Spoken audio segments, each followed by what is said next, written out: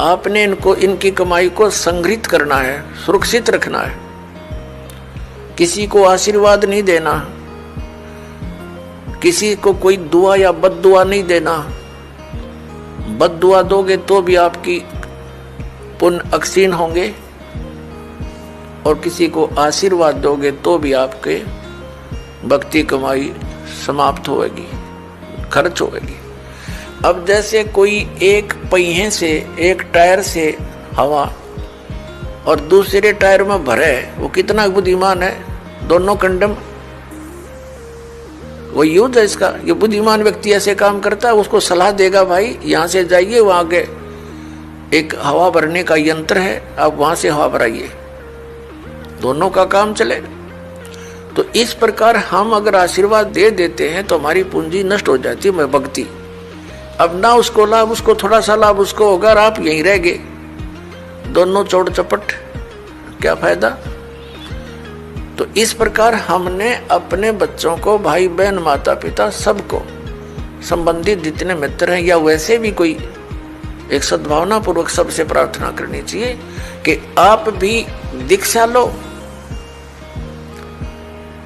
और अपनी हवा आप भरो।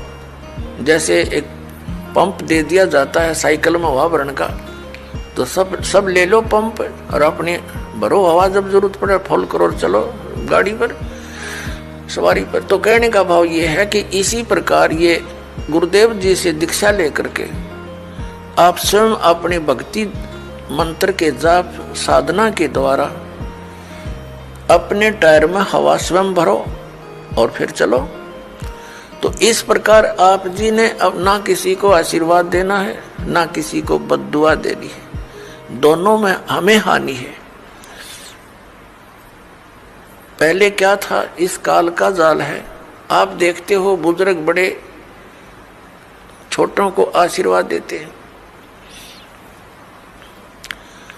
और बड़े उनके चरण छूते हैं, क्योंकि पहले जो एक आपने देखा होगा एक पाग सिस्टम है। पाग जैसे पिता की मृत्यु के उपरांत बड़े पुत्र को एक पाग बांधी जाती थी, पगड़ी, और फिर वो पिता वाले कर्म वो करता था। आप पिछला इतिहास देखिएगा तो उसमें क्या होता है कि वो आशीर्वाद देने वाला अपनी पूंजी नष्ट करता है और उनको आशीर्वाद देता। जैसे आपने देखा होगा एक पुत्र वधू अपनी सास के पैर दबाती है या किसी और बड़ी बूढ़ी के उसके पास बैठी है उसके पैर छूती है, वो उसको दुआ देती है, पुत्रवती हो, तेरे बेटे हो, पुतों फड़िए दूध दो, नहाइए, इस तरह के देते हैं। तो वो बुढ़िया के पास जो चौनी थी वह तो पुत्र वधू को दे दी, आप खाली होगी, आगे चारदर है ही नहीं। तो इस प्रकार हमने अपनी इस भक्ति को बर्बाद नहीं करना है, ना किसी पुत्र वधू को आशीर्वाद देना है। पुत्र वधू को भी परमात्मा से जोड़ दे, बेटी अपनी कमाई कर और तेरा भी कल्याण हमारा भी कल्याण होगा। अपने आत्माओं, परमात्मा कहते हैं मेर तेर की जेवड़ी यू बड़ बंदा संसार, एक कबीरा ना बंदा जो है नाम आधार। जिसने नाम प्राप्त हो गया, परमात्मा को आधार मानकर चल रहा है, वो इस संसार की मेर तेर की जेवड़ी में बंधा नहीं गा।